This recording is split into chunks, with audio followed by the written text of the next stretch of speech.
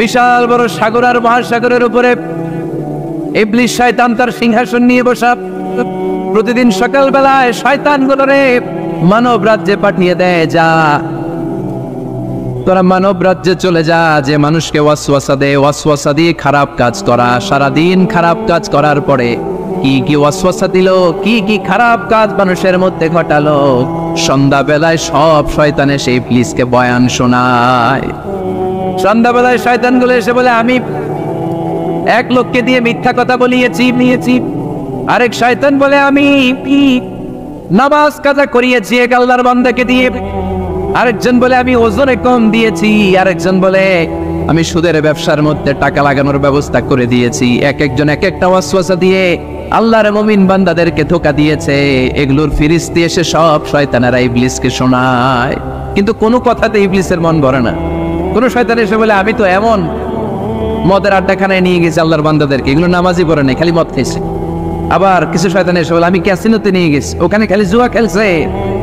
আবার কিছু শয়তান এসে বলে, আমি বাজারের মধ্যে ফরমালিনের এই ওয়াসওয়াসা ঢুকাই দিছি। একটার পর একটা শয়তানি ফিরিস্তি তারা ইবলিসকে শোনায়, কিন্তু কোনো কাজে ইবলিসের মন ভরাতে পারে না। একজন এসে বলে, আনা মা তারাকতুহু বাইনার রাজুলি ওয়া ইমরাআতি হাত্তা ফাররাকতু, আমি একজন ইমানদার নারী পুরুষের মধ্যে ঝগড়া লাগায়া ওই ঝগড়া বাড়াতে তালাক পর্যন্ত নিয়ে গেছে। নাউজুবিল্লাহ পড়বেন না? শয়তান এবার তার উপর খুশি হয়ে যায়। সব শয়তানগুলোকে ঠেলে ইবলিস এই শয়তানকে কাঁধে তুলে নাচতে শুরু করে দেয়। কারণ মুমিন বান্দার সংসার যদি ভেঙে যায় শয়তান খুশি হয়ে যায়, আর মুমিন বান্দার সংসার টিকে থাকলে খুশি হয়ে যায় কে? এজন্য নীলফামারীর ভাইরা, ঝগড়া করা যাবে না। দাম্পত্য জীবনকে সুখী করতে চাইলে ঝগড়াকে আমরা নো বলে দিব। ঝগড়া অনেক সময় হবে, কিন্তু এটাকে বাড়তে দেওয়া যাবে না, এটাকে আমরা স্পেস দিব না, ওইখানে থামায় দিতে হবে। রাজি আছেন তো সবাই? আল্লাহ রাসূল সাল্লাল্লাহু আলাইহি ওয়াসাল্লামের ফ্যামিলিতে ঝগড়া হতো। আম্মা জান আয়েশা রাদিয়াল্লাহু তাআলা আনহার সাথে আল্লাহ রাসূল সাল্লাল্লাহু আলাইহি ওয়াসাল্লামের ঝগড়া হতো, হাদিসে পাওয়া যায়, কিন্তু এগুলো ছিল মধুর ঝগড়া, সুন্দর ঝগড়া। সুবহানাল্লাহ পড়েন। আল্লাহর হাবিব বলেন, ইয়া আয়েশা ইন্নী লা আ'লামু ইযা কুনতি আন্নী রাদিয়া ওয়া ইযা কুনতি আলাইয়া গাদবা। ও আয়েশা, তুমি কখন আমার উপর রেগে থাকো সেটাও আমি বুঝি, আবার কখন খুশি থাকো সেটাও বুঝি। আম্মা যারা এসে বললেন, ইয়া রাসূলুল্লাহ, ইয়া হাবিবাল্লাহ, কেমন করে আপনি বুঝেন যে আমি আপনার উপর রেগে আছি, আবার কেমন করে আপনি বুঝেন আমি আপনার উপর সন্তুষ্ট আছি? বিশ্বনবী বললেন, আয়েশা, তুমি যখন আমার উপরে খুশি থাকো, আমার উপর যখন তুমি রাজি থাকো, তখন তুমি দোয়ার সময় এইভাবে দোয়া করো, ওয়া রব্বি মুহাম্মদ, মুহাম্মাদের রব, আপনি আমাদের সব গুনাহগুলো মাফ করে দেন। আর যখন তুমি আমার উপর রেগে থাকো, তখন তুমি আমার নামটা মুখ দিয়ে উচ্চারণ করো না। আয়েশা, তখন তুমি দোয়ার সময় বলতে থাকো, ওয়া রব্বি ইব্রাহিম, ইব্রাহিমের রব, আপনি আমাদের সব গুনাহগুলো মাফ করে দেন। যখন তুমি খুশি তখন আমার নামটা মুখে নাও, যখন তুমি আমার উপর রেগে থাকো তখন তুমি আমার নামটা মুখে নিতে চাও না। আম্মা জান আয়েশা বললেন, ইয়া রাসূলুল্লাহ, ইয়া হাবিবাল্লাহ, মা আহজুরু ইল্লা ইসমাক, আমি শুধু আমার মুখ থেকে আপনার নামটারে সরায় রাখি, আমার হৃদয় থেকে কোনোদিন আপনারে সরাতে পারি না। মা আহজুরু ইল্লা ইসমাক, নবী হে, আমি তো শুধু মুখ থেকে আপনার নামটারে বাদ দেই, আমার হৃদয় থেকে তো আপনারে বাদ দিতে পারি না। আমার হৃদয় পুরোটা জুড়ে শুধু আপনি আর আপনি। চিল্লায় পড়েন আল্লাহু আকবার। তার মানে আম্মা জান আয়েশাও আল্লাহ রাসূল সাল্লাল্লাহু আলাইহি ওয়াসাল্লামের উপর রেগে থাকতেন মাঝে মাঝে, বিশ্বনবী মাঝে মাঝে রাগ করতেন। একবার খুব বেশি রাগারাগি হয়ে গেল, অনেক ঝগড়া হয়ে গেল। এবার আল্লাহ রাসূল সাল্লাল্লাহু আলাইহি ওয়াসাল্লাম খেয়াল করলেন না, এত ঝগড়া তো করা ঠিক হবে না। তখন আল্লাহর হাবিব সাল্লাল্লাহু আলাইহি ওয়াসাল্লাম বললেন, আয়েশা, চলো মিটমাট করি। কি করি? হ্যাঁ, মিউচুয়াল করি না, মিটমাট। এই যে ঝগড়া লাগলে আবার যে মিলায় দেয়, এটা কি বলেন আপনারা নীলফামারীতে? মিটমাট। আল্লাহ হাবিব সাল্লাল্লাহু আলাইহি ওয়াসাল্লাম বলেন, আয়েশা, চলো আমরা মিটমাট করি, আমরা আর ঝগড়া না করি। আম্মা জান আয়েশা বললেন, ঠিক আছে, চলেন মিটমাট করি। বিশ্বনবী বলেন, ঠিক আছে, একজনকে নিয়ে আসি যে দুজনের মাঝে মিটমাট করাই দিবে। কারে নিয়ে আন? ওমরে ফারুককে নিয়ে আসি। আম্মা জান আয়েশা বলেন, না, ওমরু গলিদ, ওমরের মেজাজ গরম, আমার ভয় লাগে। সুবহানাল্লাহ পড়বেন না?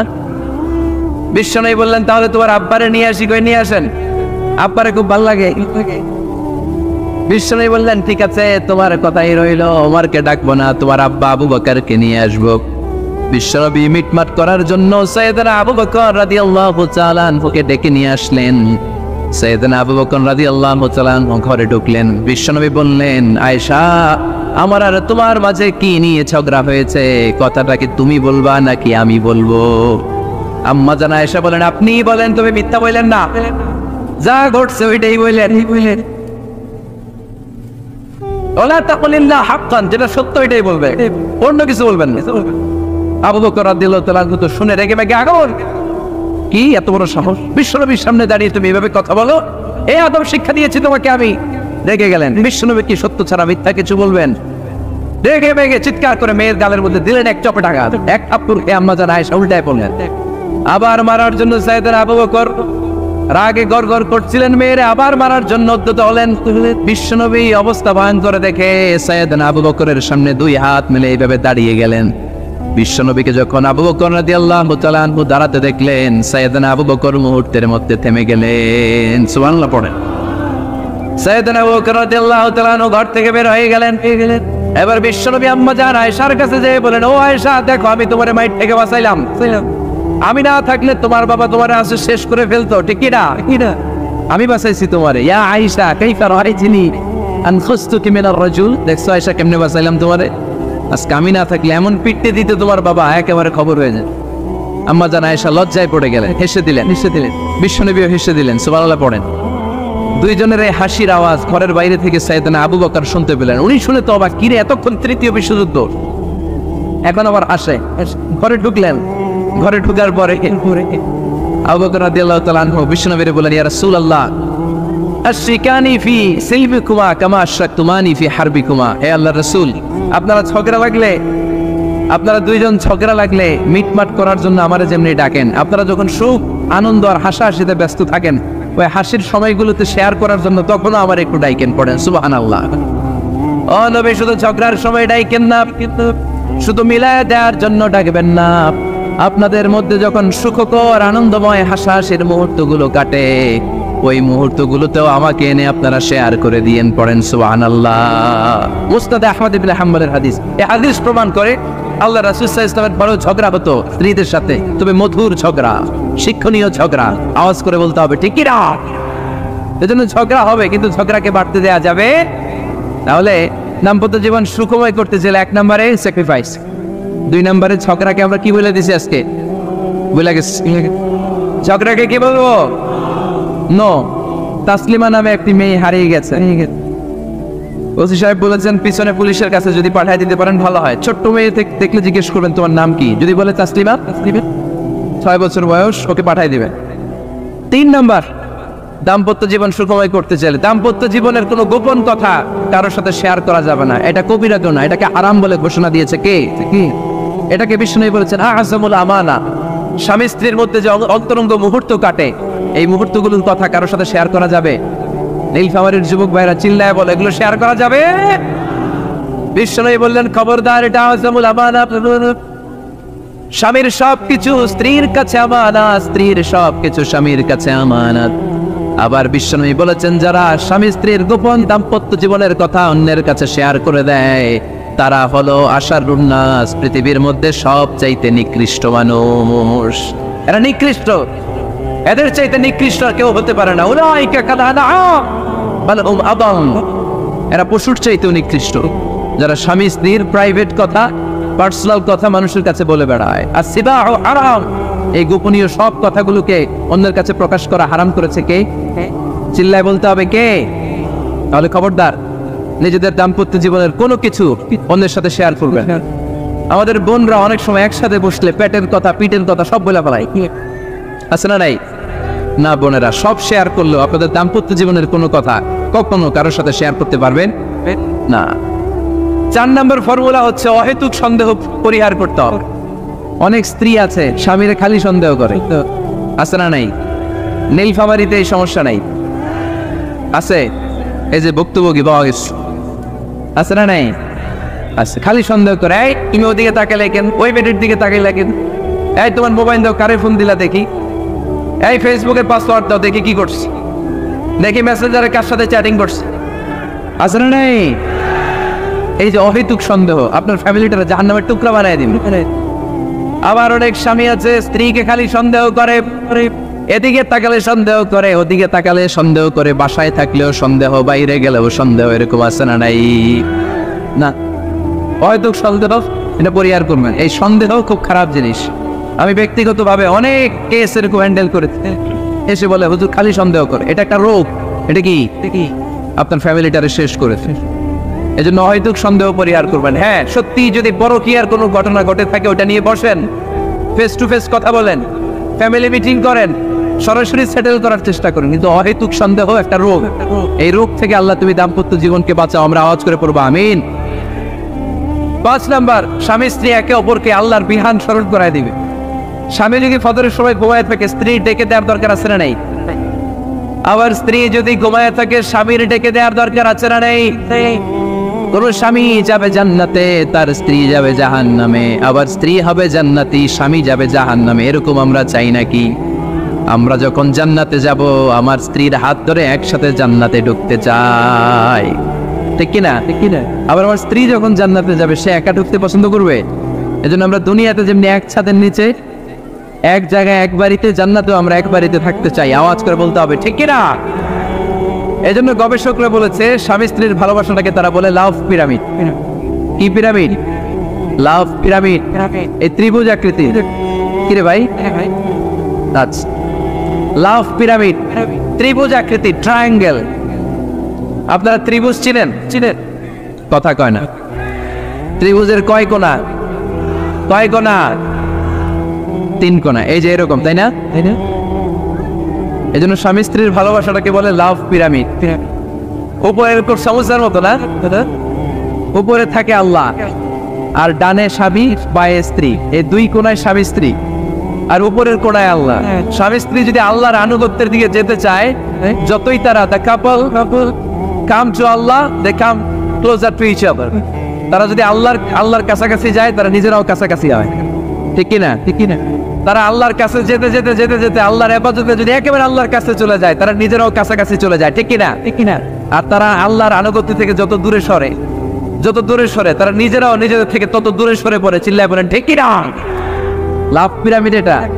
এজন্য the closer the couple comes to Allah, the closer the couple comes to each other।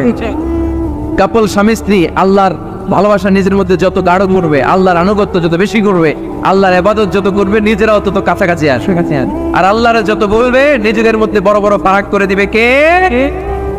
তাহলে এই 5টা বিষয় স্বামী স্ত্রী উভয়ের উপর বর্তায়। এগুলো মেনে চললে দাম্পত্য জীবনকে সুখময় করে দিবে কে? আল্লাহ। এবার আমরা শুনবো আমাদের বোনদেরকে। যে ডান দিকে আমি শুনলাম আমাদের বোনদের বিশাল প্যান্ডেল, আসরা নাই? আজকে বোনদের দিয়ে শুরু করি। স্ত্রীদেরকে আল্লাহ কি দায়িত্ব দিয়েছে একটা ফ্যামিলিকে সুন্দর করতে, একটা দাম্পত্য জীবনকে সুন্দর করতে? স্ত্রীর 1 নম্বর দায়িত্ব হচ্ছে she should make a comfort to her husband। স্ত্রীর উচিত স্বামীর জন্য ঘরটাকে প্রশান্তির নীড় বানিয়ে রাখা। কি বানিয়ে রাখা? প্রশান্তির নীড়। স্ত্রী হওয়া উচিত এমন, যাকে দেখলে স্বামীর চোখ জুড়ায়, স্বামীর প্রাণ জুড়িয়ে যায়, স্বামীর হৃদয়টা ঠান্ডা হয়ে যায়, ঠিক কিনা? আর স্ত্রীর দিকে তাকালে যদি মেজাজ গরম হয়ে যায়, মেজাজ খিটখিটে হয়ে যায়, ঝামেলা আছে না নাই? ঝামেলা আছে। এজন্য মেহেরবানি করে আমাদের বোনরা যারা, এমন কোনো কাজ করবেন না যেটা স্বামীর মেজাজকে খিটখিটে করে দেয়। কারণ আল্লাহ তাআলা আপনাদেরকে তৈরি করেছে লিতাসকুনু ইলাইহা, স্বামী আপনার কাছে গেলেই যেন তার হৃদয়টা প্রশান্ত হয়ে যায়, ঠিক কিনা? অনেক স্ত্রী আছে না জেনে না বুঝে স্বামীর সাথে এমন খিটখিটে মেজাজ দেখায়, যেটা স্বামীর জন্য মেনে নেওয়া কষ্টকর। আমি একটা জরিপে পড়েছি, পৃথিবীর অনেক স্বামী স্ত্রীর কারণে হার্ট অ্যাটাক করে মারা যায়। আসলে নাই? এই তো ভুক্তভোগী পাওয়া গেছে। স্বামীর জন্য একটা ত্রাস হয়ে দাঁড়ায় স্ত্রী, ত্রাস। অনেক স্বামী আছে স্ত্রীর এরকম আচরণের কারণে, অতিরিক্ত প্রেসার ক্রিয়েট করার কারণে স্ত্রীদেরকে ভয় পায়। অবশ্য নীলফামারীর কোনো স্বামী তার স্ত্রীরে ভয় পায় না। ভয় পায়? স্ত্রীরে ভয় পান কে কে দেখি?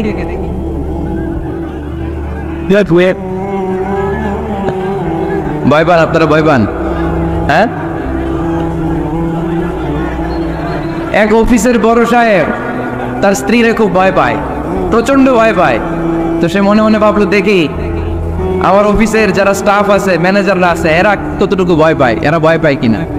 তো একদিন সকালবেলা অফিসের সব স্টাফগুলোর একসাথে দাঁড় করে বলতেছে, এই আপনারা যারা যারা আপনাদের স্ত্রীদেরকে ভয় পান তারা ডান দিকে যান, আর যারা স্ত্রীকে ভয় পান না এরা বাম দিকে যান। অফিসের সব কর্মচারী ডান দিকে চলে গেছে, সবাই ভয় পায়, একজন শুধু বাম দিকে। বাম দিকে কয়জন ভয় পায় না, আর যারা ভয় পায় এরা ডান দিকে সবাই। তো বড় সাহেব ভাবছে আলহামদুলিল্লাহ আমার অফিসে একজন হইলেও বীর পুরুষ আসছে। তো বীর পুরুষের কাছে যেয়ে বলে, ঘটনা কি, আপনি মোটেও ভয় পান না? স্যার, প্রতিদিন অফিস করার জন্য যখন ঘর থেকে বের হয় আমার বউ আমারে বলে দেয়, খবরদার সবাই যেদিকে যায় তুমি কিন্তু ওইদিকে যাইবা না, সবাই যেদিকে যায় তুমি ওইদিকে গেলে খবর আছে। বড় সাহেবকে খবরদার, এটা তো আরো ডরায়, ঠিক কি না? এজন্য বোনদেরকে বলবো, লিতাসকুনু ইলাইহা, এমন ভাবে আপনি আপনার স্বামীর সামনে নিজেকে প্রেজেন্ট করেন যাকে আপনাকে দেখলে আপনার স্বামীর চোখ জুড়িয়ে যায়, হৃদয়টা প্রশান্ত হয়ে যায়, আপনাকে দেখলেই আপনাকে ভালোবাসতে মনে চায়, ঠিক কি না? এজন্য রব্বুল আলামিন বলেন, আমি নারীদেরকে তৈরি করেছি লিতাসকুনু ইলাইহা, যেন পুরুষেরা স্ত্রীদের সংস্পর্শ যখন পায় পুরুষদের হৃদয়টারে প্রশান্ত করে দেয়। কে? রব্বুল আলামিন বলেছেন, খাদিজার জন্য জান্নাতে আমি এমন একটা ঘর বানিয়েছি যেই ঘরের মধ্যে কোনো বিশৃঙ্খলা নাই। খাদিজার জন্য জান্নাতে এমন একটা প্রাসাদ আমি বানিয়েছি যেই প্রাসাদের মধ্যে কোনো আওয়াজ নাই, কোনো কোলাহল নাই। কুরাইশদের মাঝে যখন দাওয়াত দিতেন সব বিশৃঙ্খলা ঝামেলা গোলমাল শেষ করে রাতের বেলায় যখন খাদিজার ঘরে বিশ্বনবী ঢুকতেন, বিশ্বনবীর হৃদয়টারে প্রশান্ত করে দিত কে? আম্মাজান খাদিজা বিশ্বনবী সাল্লাল্লাহু আলাইহি ওয়াসাল্লামের জন্য এমন ঘর উপহার দিয়েছেন যেই ঘরে বিশ্বনবী আসলে বিশ্বনবীর হৃদয়টা ঠান্ডা হয়ে যেত। সুবহানাল্লাহ পড়েন। অনেক স্ত্রী আছে স্বামী ঘরে ঢুকলেই ঘরে আটা নাই, রুটি নাই, চাল নাই, ডাল নাই, এটা লাগবে ওইটা লাগবে, ওখানে যেতে হবে, একটার পর একটা ফিরিস্তি বলে বেড়ায়, আছে না? নাই না, এটা করবেন না। আপনার কি লাগবে এই সব দায় দায়িত্ব আল্লাহ তাআলা স্বামীকে দিয়েছে, স্বামীকে জানাবেন, তবে ধীরে সুস্থে স্বামীর জন্য ঘরটাকে এমন করে রাখতে হবে যেন ঘরে ঢুকলেই স্বামীর হৃদয়টারে প্রশান্ত করে দেয়। কে? এজন্য স্ত্রীর প্রথম দায়িত্ব ঘরটারে প্রশান্তির নীড় বানানো। এখানে কি আবার কি এখানে মারামারি দুই দল নাকি?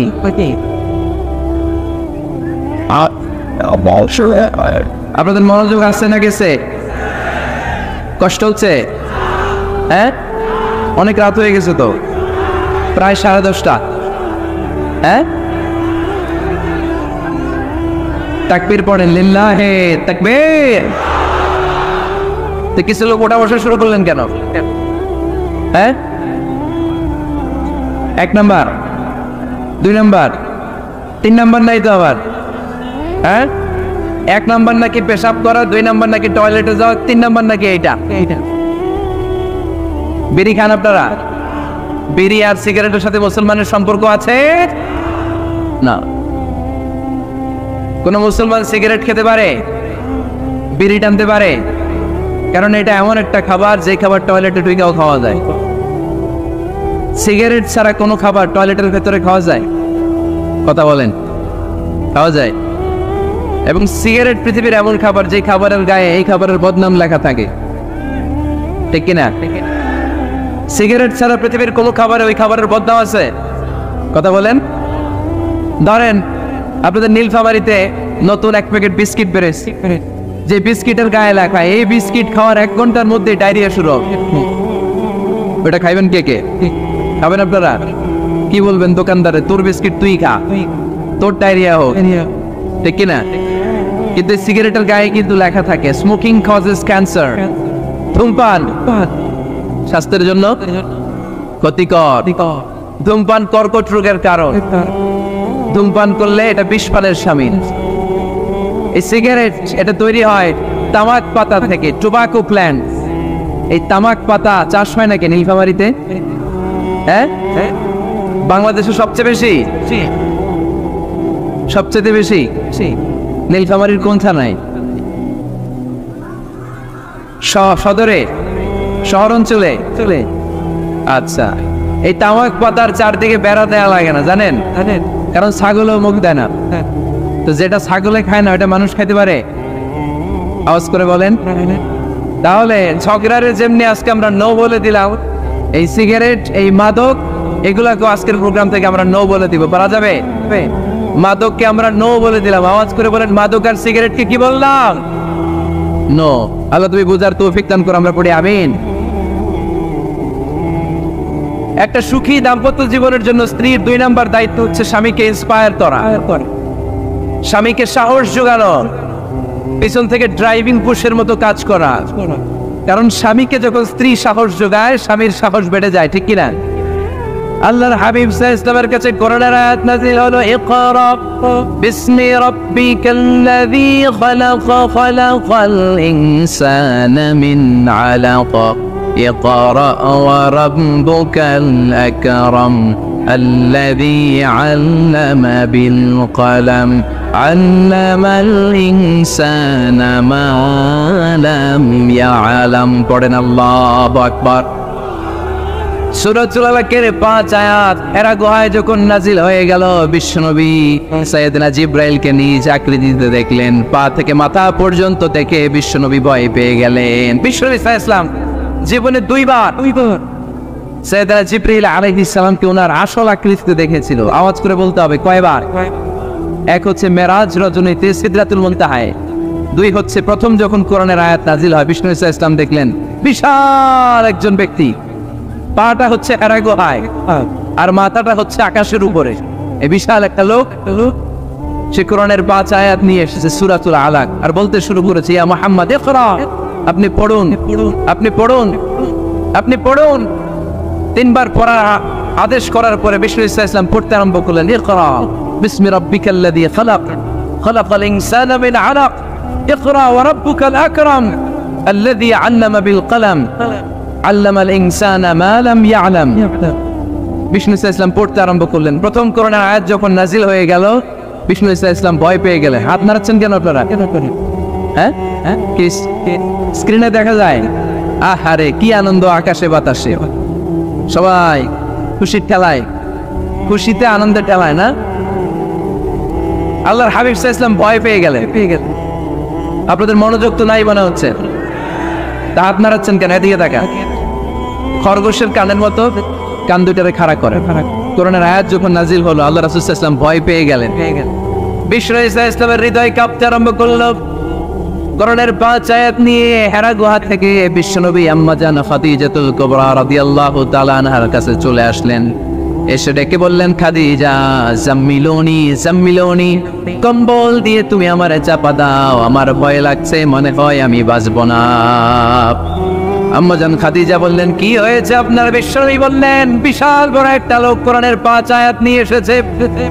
ওই লোকের পা হেরা গুহার মধ্যে, মাথাটা আকাশের উপরে, এত বিশাল সত্তা, বিশাল কোন মানুষ জীবনে আমি দেখি নাই। এসে সে পরিচয় দিয়েছে সে নাকি জিব্রাইল ফেরেশতা। বিশ্বনবী বললেন, মনে হয় আমি বাঁচব না, আমার জ্বর চলে এসেছে, আমার হৃদয়ের মধ্যে কাঁপুনি শুরু হয়েছে, তুমি আমারে কম্বল দিয়ে চাপা দাও। আম্মা জান খাদিজা বললেন, ও নবী ভয় পাবেন না, আমার আল্লাহ কোনোদিন আপনারে অপমান করবেন না। সুবহানাল্লাহ পড়েন। ওয়াল্লাহি ওয়াল্লাহি লা ইউখজিকাল্লাহু আবাদা।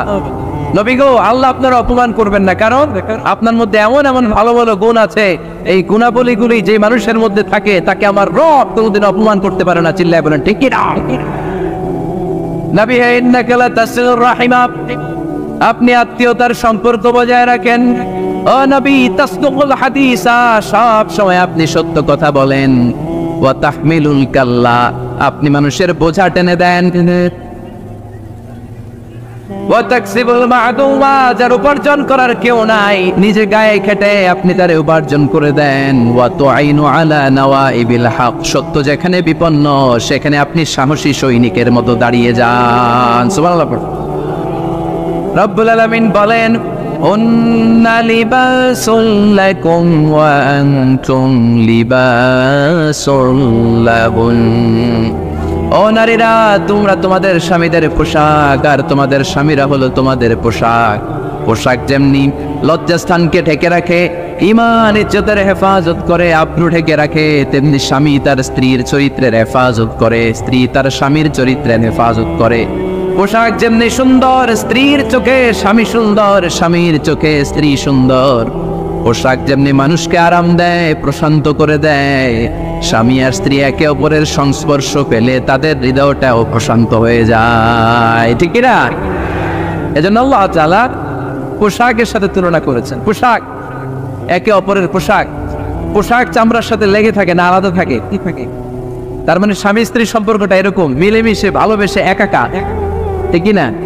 আর নিসাউ শাকাইকুর রিজাল, নারীরা পুরুষদের কাউন্টার পার্ট। নারী হচ্ছে পুরুষের সহযোগী। এই পৃথিবীর এই সভ্যতা, এই সিভিলাইজেশন, এই উন্নয়ন, এই ডেভেলপমেন্ট, এটা শুধু পুরুষরা করে নাই। এই উন্নয়নের অংশীদারিত্বে আমাদের বোনদের, নারীদেরও হাত আছে না নাই?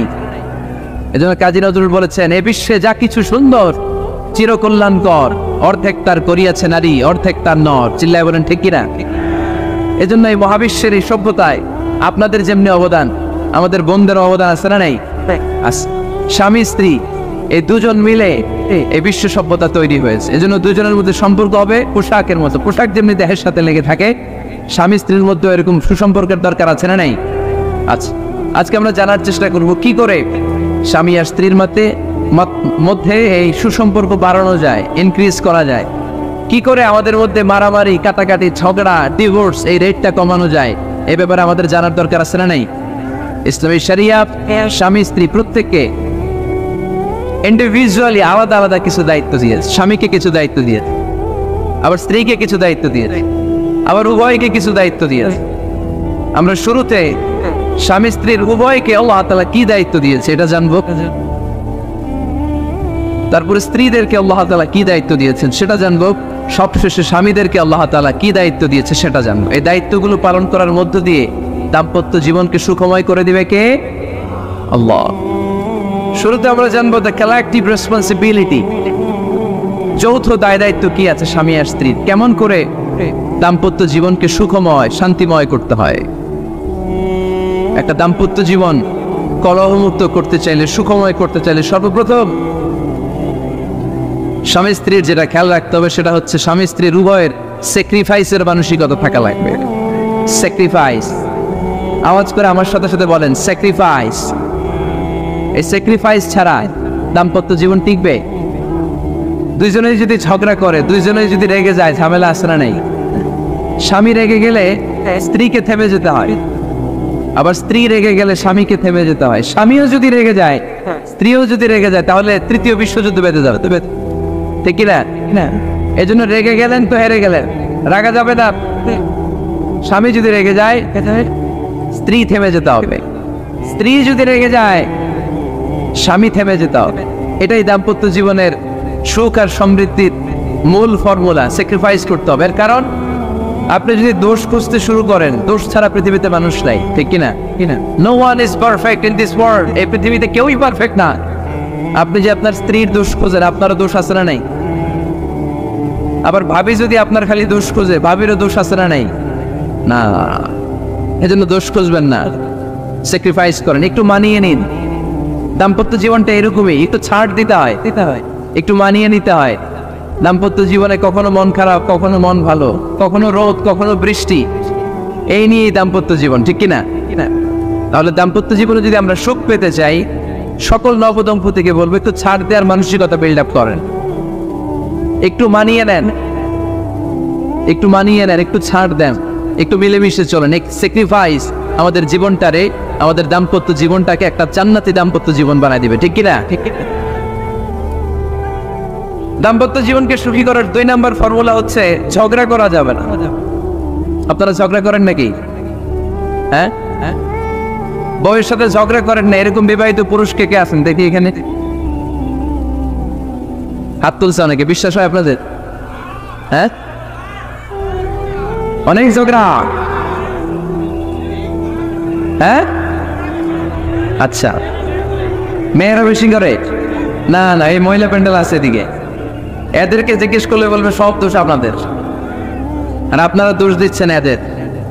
তো ঝগড়া করবেন না মেহরবানি করে, সম্মানিত ভাইরা, ঝগড়া করবেন না। কারণ এই ঝগড়া থেকে, সামান্য ঝগড়া থেকে অনেক সময় বিচ্ছেদের দিকে চলে যায় সম্পর্ক। ছোট্ট ঝগড়া থেকে যেতে যেতে ঝগড়া বাড়তে বাড়তে ডিভোর্সের দিকে গড়া, এরকম আছে না? নাই না, সামান্য ঝগড়া যদি বেঁধে যায়, শয়তান এটার মধ্যে বাতাস দেয়, এটারে বাড়াতে বাড়াতে শয়তান অনেক বড় করে।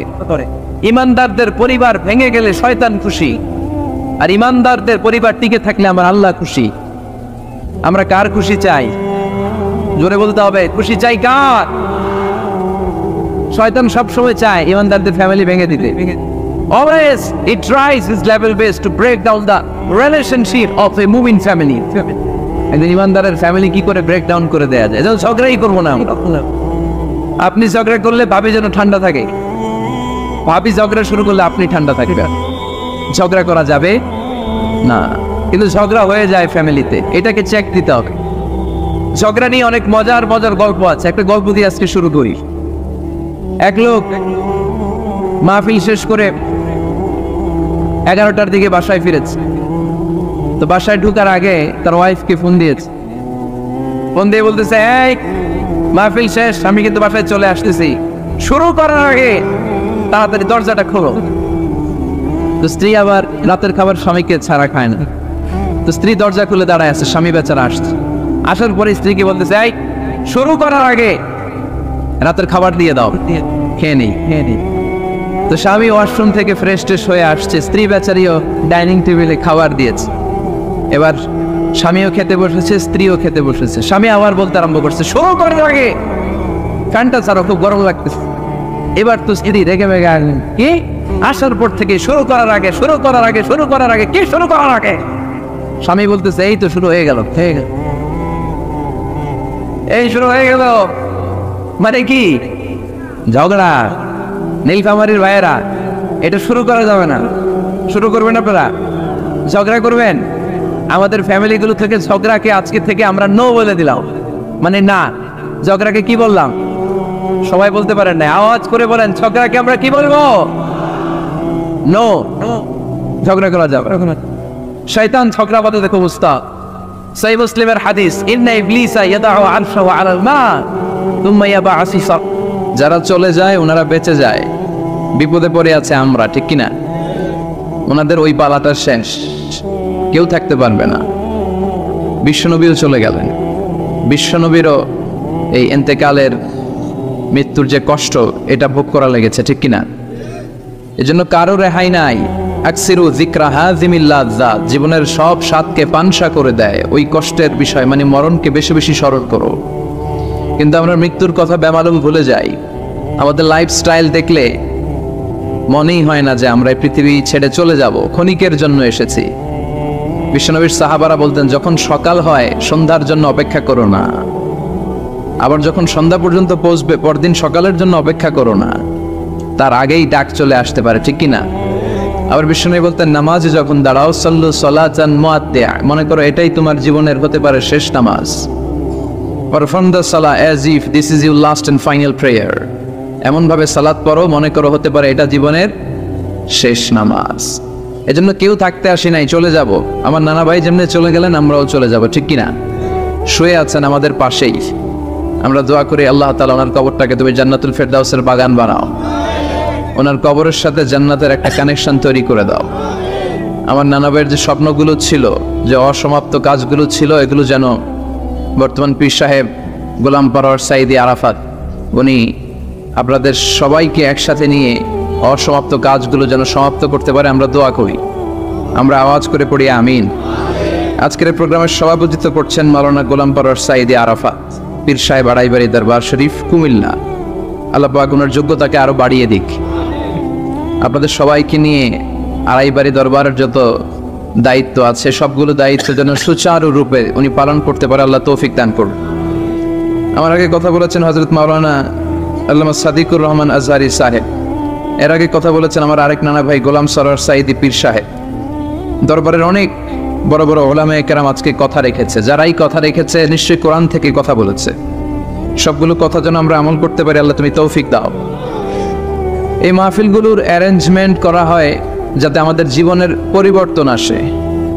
আমরা আসলে ভুলে গেছি যে আমরা চলে যাব, মাটির কবরে কিন্তু আমাদের সবাইকে যেতে হবে, ঠিক কিনা? একদিন মাটির ভেতরে হবে ঘরে মন আমার, কেন বন্ধ দালান ঘর, প্রাণ পাখি উড়ে যাবে পিঞ্জর ছেড়ে ধরা ধামে সবই রবে, তুমি যাবে চলে। বন্ধু বান্ধব যত, মাতা পিতা দ্বারা সুত, সবই হবে তোমার পরে। মন আমার কেন বান্ধ দালান ঘর, একদিন মাটির ভেতরে হবে ঘর রে। মন আমার কেন বান্ধ দালান ঘর, ঠিক না? চলে যেতে হবে। এজন্য এটা যেন আমাদের মাথায় থাকে যে আমরা থাকতে আসি নাই। আমাদের আখিরাতটা যেন সুন্দর হয়, সবসময় এই চিন্তা রাখতে হবে। আমাদের মোরাল বেসিস, আমাদের ethical level is going down. ইখলাস, তাকওয়া ইজ গোয়িং ডাউন।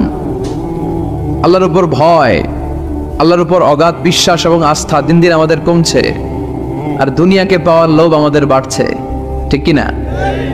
কিন্তু আমরা থাকতে আসি নাই, চলে যাব। আমাদের অনেক লাগবে। গোটা বিশ্বে দেখবেন যে একটা প্রতিযোগিতা মানুষের মধ্যে, ছুটছে মানুষ পাগলের মতো। আরো লাগবে, আরো টাকা লাগবে, আরো সম্মান লাগবে, আমার আরো দাপট লাগবে, আরো জায়গা লাগবে, আরো ফ্ল্যাট লাগবে, আছে না নাই?